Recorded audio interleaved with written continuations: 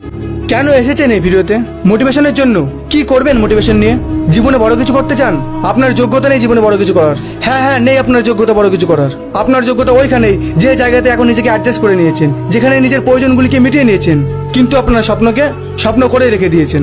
স্বপ্ন তো আপনি প্রচুর দেখেন, এটা তো ভালো কথা, কিন্তু সত্যি করে বলেন তো, ওই স্বপ্নগুলোকে পূরণ করার জন্য দিনরাত এক করে ওর পেছনে পরিশ্রম বা কাজ করেছেন? করেননি, তাই তো? শুধু ভেবে যাচ্ছেন যে এটা চাই ওটা চাই, ওই জিনিসটা কিনবো, এই জিনিসগুলো কিনবো, একদিন পৃথিবীর সবাই আমাকে চিনবে, প্রচুর প্রচুর টাকা থাকবে আমার কাছে, গাড়ি কিনবো, বাড়ি বানাবো। হ্যাঁ, এইগুলোই শুধু ভেবে যান আর মোবাইলে স্ট্যাটাস লাগিয়ে যান। আর এর থেকে বেশি আপনার কি ক্ষমতা আছে? কেননা যখনই সুযোগ আসে বড় কিছু করার, জীবনে রিস্ক নিয়ে বড় কিছু করা, তখনই আপনার হাত পা কেঁপে ওঠে, আপনার ভয় আপনার মাথায় উঠে পড়ে যে আমি রিস্ক নেওয়ার পর যদি আনসাকসেসফুল হয়ে যাই তখন কি হবে? আর যদি একবার সাকসেস নাও পান তাহলে কি আসে যায়? নাকি এটা ভাবছেন যে আশেপাশের লোক কি বলবে, রিলেটিভরা কি ভাববে, সমাজ কি বলবে? আরে ভাড় মেগে আদুন।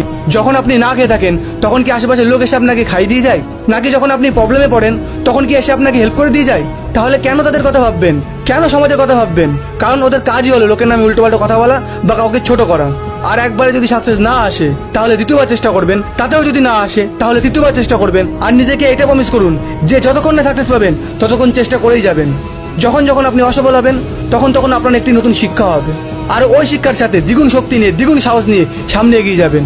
একটা কথা সবসময় মনে রাখবেন, যে পরিশ্রম আপনার একার ক্ষমতায় করবেন, দ্বিতীয় কারোর ক্ষমতায় নয়। কেননা দ্বিতীয় কারোর ক্ষমতায় সে যাত্রায় উঠবেন। জীবন তো নিজের ক্ষমতায় বাঁচতে হয়, তা না হলে সার্কাসের বাঘ আর জঙ্গলের বাঘের মধ্যে পার্থক্য কোথায়? কেননা সার্কাসের বাঘ অন্যের কথা চলে আর জঙ্গলের বাঘ নিজের ক্ষমতায় চলে। জানেন কি আপনার খারাপ অভ্যাস কি? ভিডিওতে দেখবেন তারপরেও কিছু করবেন না, এই ভিডিওটি দেখবেন, এরপর অন্য আরেকটি ভিডিও দেখবেন, তারপর আরেকটি ভিডিও দেখবেন, এইভাবে করতে করতে ভিডিও দেখেই যাবেন আর এইভাবেই আপনার মূল্যবান সময়গুলিকে নষ্ট করে ফেলবেন। আমি এই ভিডিওতে যেসব কথাই বলি না কেন সেগুলি কোনোদিনই আপনার জীবনে অ্যাপ্লাই করবেন না। হ্যাঁ, আমি জানি এই ভিডিওতে বলা কথা হয়তো আপনার শুনতে ভালো লাগবে, তারপর হয়তো ভিডিওকে একটি লাইকও করবেন, সুন্দর একটা কমেন্টও করবেন, কিন্তু কি লাভ আছে এরকম লাইক, এরকম কমেন্টের, যদি না আমার কথাগুলি আপনার লাইফের মধ্যে অ্যাপ্লাই না করেন? যতক্ষণ এই কথাগুলি আপনার জীবনের মধ্যে ইমপ্লিমেন্ট করবেন ততক্ষণ আপনার জীবন এইভাবেই চলতে থাকবে যেভাবে এতদিন চলে এসেছে। আপনি যদি এই ভিডিও